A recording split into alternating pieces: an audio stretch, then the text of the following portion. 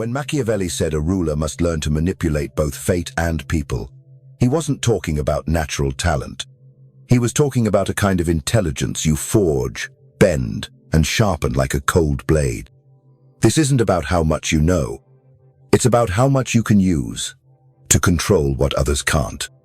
Have you ever wondered why others think faster, speak sharper, or see further than you do? And thought, maybe they were just born smarter? Machiavelli would smirk, because that belief is, to him, the poison of the weak, a soft excuse for intellectual laziness. Here's the truth. Intelligence isn't gifted. It's built through discipline, through detached observation, and through ruthless mental clarity. Look at Epictetus, a man born into slavery, who dissected the human condition like a surgeon.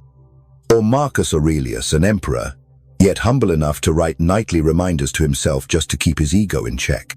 They didn't become wise through destiny.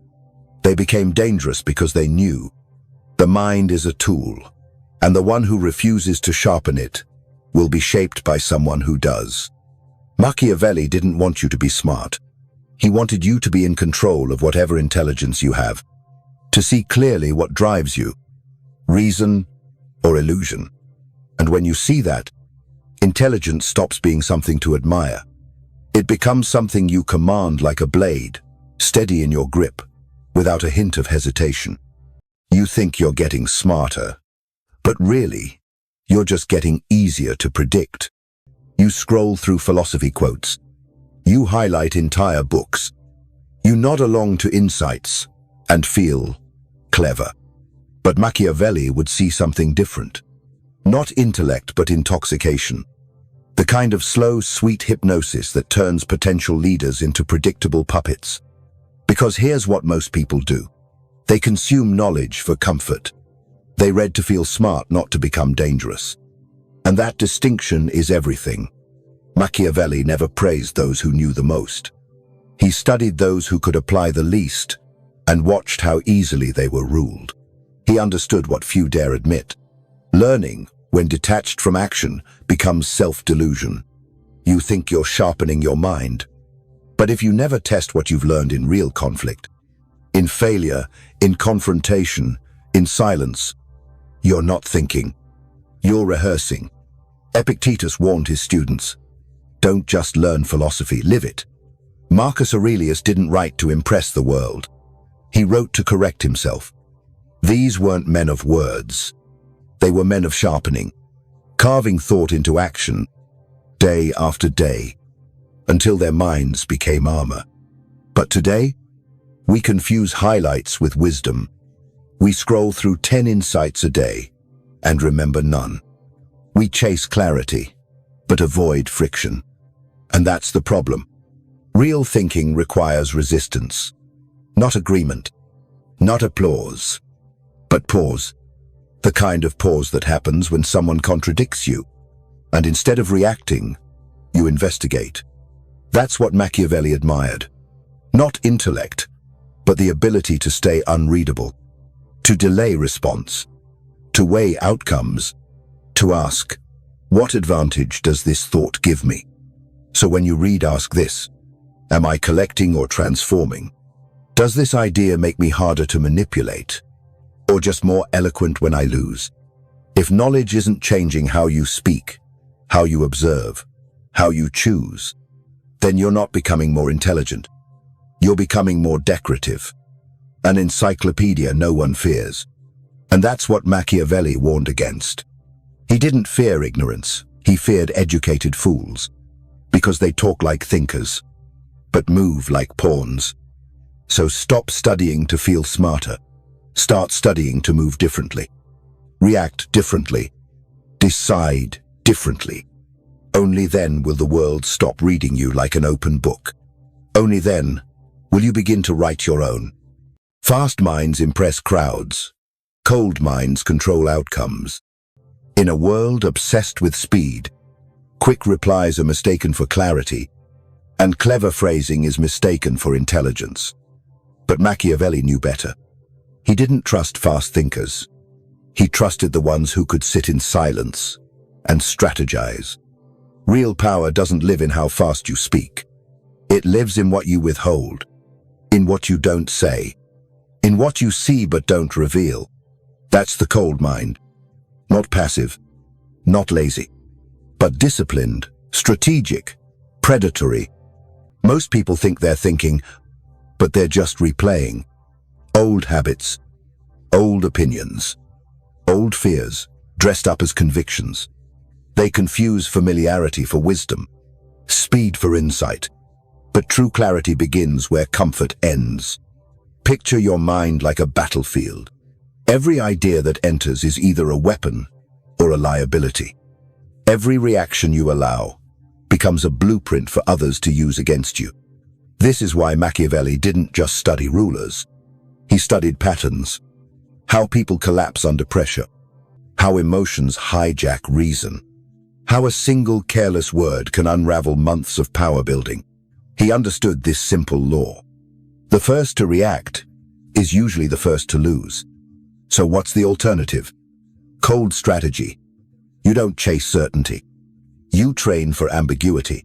You practice restraint like a soldier sharpens his blade, not out of fear, but preparation. You allow discomfort to linger, questions to breathe, and tension to mature. Because you know, clarity isn't found in noise. It emerges when the storm passes and you're still standing. Marcus Aurelius? He didn't write meditations for peace. He wrote them for war. He trained his thoughts like weapons, measured, sharpened, tested. That's not stoic serenity. That's Machiavellian conditioning. Because in the end, intelligence isn't how much you know. It's how ruthlessly you control what you think before anyone else does. So next time your heart races to react, your mind flinches to answer, pause. Don't suppress. Calculate. Remember, you don't need to be fast. You need to be unreadable. And when the world can't predict your next move, that's when you own the game. Most people don't think. They react. And once you can predict their reactions, you can control them. This is what Machiavelli understood better than any philosopher who ever lived. Human nature is a pattern. And patterns, once exposed, can be weaponized. Watch people long enough, they repeat. Same excuses. Same insecurities. Same emotional reflexes, recycled daily. It doesn't matter how educated they are. If they haven't rewritten their inner script, they're just machines running outdated software. That's why, for Machiavelli, power didn't belong to the loudest voice, but to the calmest observer. Most people think they're making choices. They're not. They're obeying impulses, reacting to tone, to attention, to fear of rejection. Every move they make is already written in their habits. But a mind trained in cold analysis sees beyond that. It listens for patterns, not words. It notices who can't sit in silence, who needs validation to speak, who confuses kindness with weakness. Once you decode someone's rhythm, you own the timing of the conversation. And once you own the timing, you set the frame. You control the outcome. This is where intelligence becomes influence. Because it's not about being right. It's about being 10 steps ahead of the next emotional collapse. Take Epictetus, a slave who became a master of the mind. He trained himself to notice every reaction, every mental twitch, every internal story that tried to steer him. He didn't fight emotion. He dissected it. Marcus Aurelius wrote, "It's not things themselves that disturb us, but our judgments about them." That wasn't stoic calmness. That was tactical detachment, a ruler who couldn't afford to flinch. This is the Machiavellian truth. If someone can predict what angers you, what flatters you, what shuts you down, they own you. So you must become unreadable, not robotic, but deliberate. When someone criticizes you, pause. When you feel dismissed, observe. When your instincts scream, question them. Because the moment you stop reacting like the average man, you stop being ruled like one. And that is the beginning of real power. The most dangerous man isn't the one who knows the answers. It's the one who questions his own story. Every system has a back door. Every fortress has a weak wall. And the human mind is no exception. That back door is belief. Not the lies you hear from others, but the ones you've whispered to yourself for years. I'm just not disciplined. I'm not creative. I've always been bad with people. These sound harmless, but Machiavelli would call them exactly what they are. Mental shackles forged in comfort, worn with pride. Because the easiest person to manipulate is the one who's never reprogrammed their own identity. The Stoics understood this too. Epictetus refused to believe that being born a slave meant he was mentally inferior. Marcus Aurelius, the most powerful man in Rome, wrote daily reminders that he was not his throne. He was his choices. But Machiavelli? He took it further. He said, "Man is quick to believe what he wishes were true. And that is the most exploitable weakness of all." So what does a Machiavellian mind do? It inverts. It flips the script. It asks, what if I'm not who I think I am? What belief do I defend that is no longer useful? What if every excuse I've repeated was a prison I built and decorated? That's the move average minds never make. Because it's not comfortable. It's not rewarding at first. It feels like death. But what dies is the version of you they could control. Once you make inversion a habit, you start catching the reflex before it fires. The inner voice that says I can't becomes, why not now? The script that says, this is who I am becomes, who do I need to become? And that shift, from passive belief to strategic self-destruction, is where real intelligence is born. It's not about fixing yourself. It's about upgrading the system, wiping corrupted code, installing better logic, sharper boundaries, colder responses. Most people treat their personality like a sacred relic. The Machiavellian treats it like a rough draft, always under revision, because he knows, if I don't rewrite me, someone else will. Power speaks, but only when silence has done its job. Most people rush to explain themselves. They overexpress, over-clarify, overshare. Why? Because they fear being misunderstood. But Machiavelli knew something far more disturbing. The misunderstood man is the most powerful one in the room. Silence is not weakness. It's strategy. It makes people project, assume, scramble to fill in the blanks with their own fears and desires. And the more they assume, the less they observe. That's how you win without moving. Think of it like this. When you speak, you become defined, predictable. But when you stay silent and watch, you become a mirror. And people always expose themselves to mirrors. That's why Machiavelli warned, never reveal the whole of your mind. Because once they know your rhythm, they know how to disrupt it. Once they know your story, they know how to weaponize it. A cold strategist doesn't speak to express. He speaks to direct, to frame, to plant.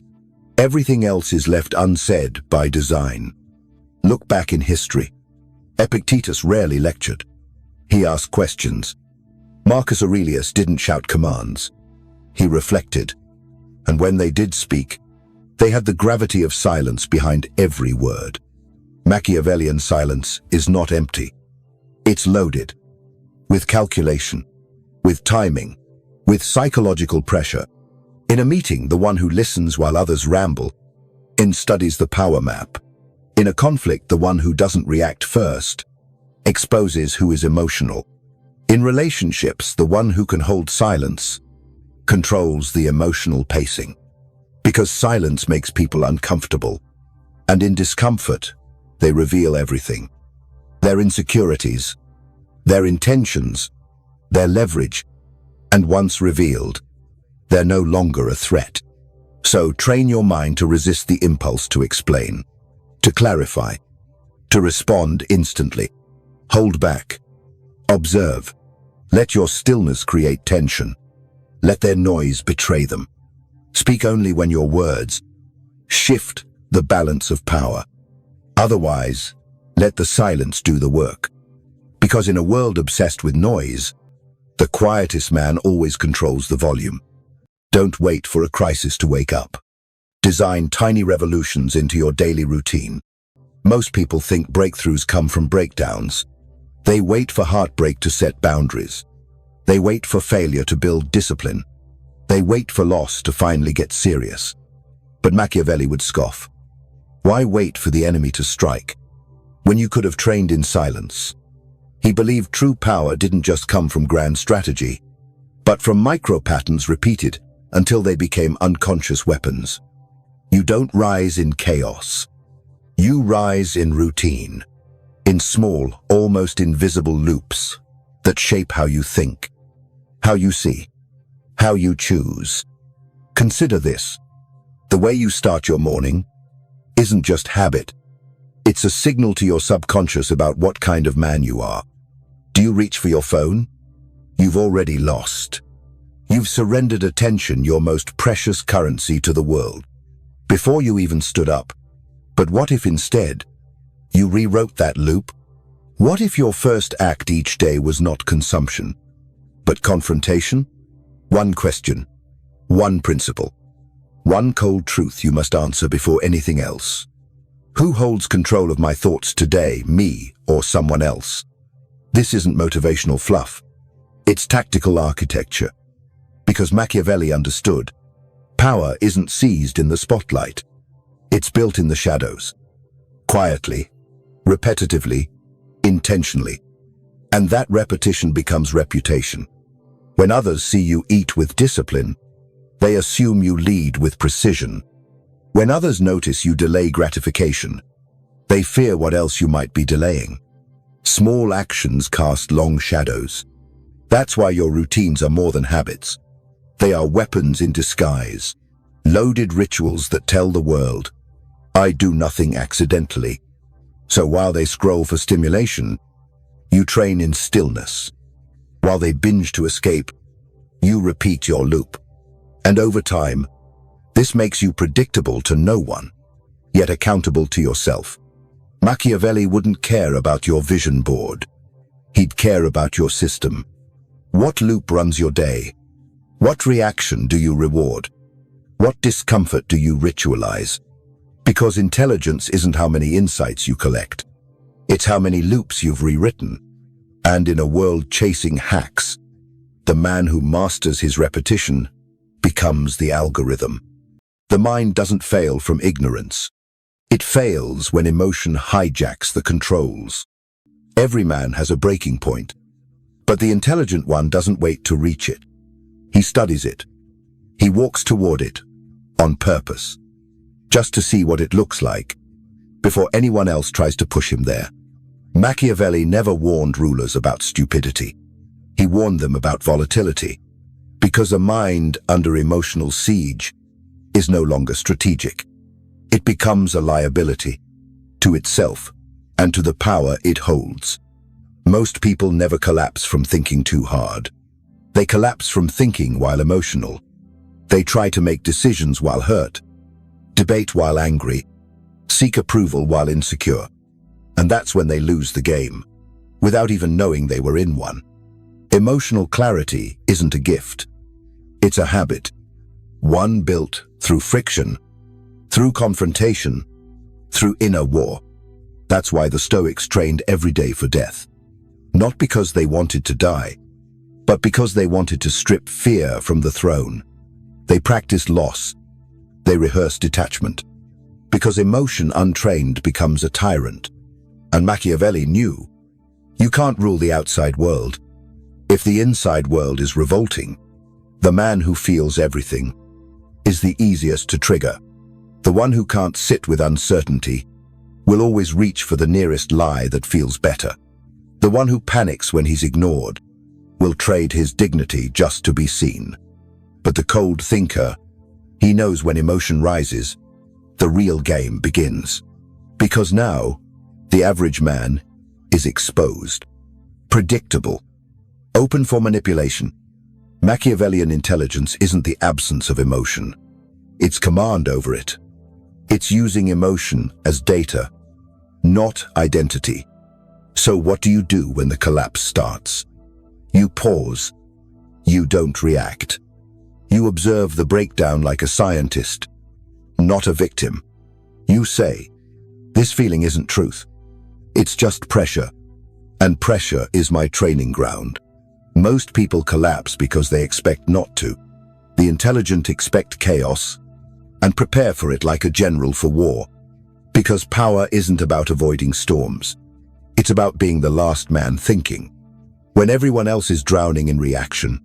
So next time the emotions surge, don't flinch. Don't speak. Just think. That alone already puts you in a class most men never reach. Wisdom without power is decoration. And the world does not bow to decoration. There's a dangerous myth in modern culture that intelligence on its own is enough. That if you just think clearly, speak wisely, and act with logic, the world will naturally reward you. Machiavelli would laugh because he saw the truth. Intelligence that does not lead to power will eventually serve those who do have it. You can be the most rational man in the room, but if no one listens, your clarity becomes noise. You can predict every move, every outcome, but if you have no leverage, you're just an observer, watching lesser minds make bigger plays. Machiavelli's brilliance wasn't in knowing what was right. It was in knowing what was real. And what's real is that the world moves not by insight, but by influence. And influence has laws. Law 1. Perception is stronger than logic. If people see you as uncertain, it doesn't matter how smart you are. They won't follow you. Law 2. Power protects intelligence. Without power, your ideas can be stolen, ignored, or worse, repackaged and used against you. Law 3. Visibility kills strategy. If you show all your thoughts, you become predictable, and predictable minds are easy to neutralize. So what does the intelligent Machiavellian do? He turns his thoughts into weapons. He speaks only when it moves the balance. He builds systems, not slogans. He learns not just to think, but to dominate through that thinking. Because a mind that doesn't lead somewhere, to influence, to negotiation, to psychological edge, becomes ornamental. A sharp blade left hanging on the wall. Marcus Aurelius was a philosopher, but he was also an emperor. He wrote his truths in private, then enforced them in public. Epictetus taught resilience, but he also taught rulers. They understood what Machiavelli made explicit. Wisdom is only useful when it gives you the power to change the game. So ask yourself, are your thoughts making you stronger, or just more articulate? Are you using intelligence to shift power, or to soothe your ego? Because the world does not reward thought, it rewards results. And the Machiavellian mind knows every thought must lead to advantage. Otherwise, it's a luxury you can't afford. Power dies with the body. But influence, when engineered right, lives far beyond it. Most people die twice.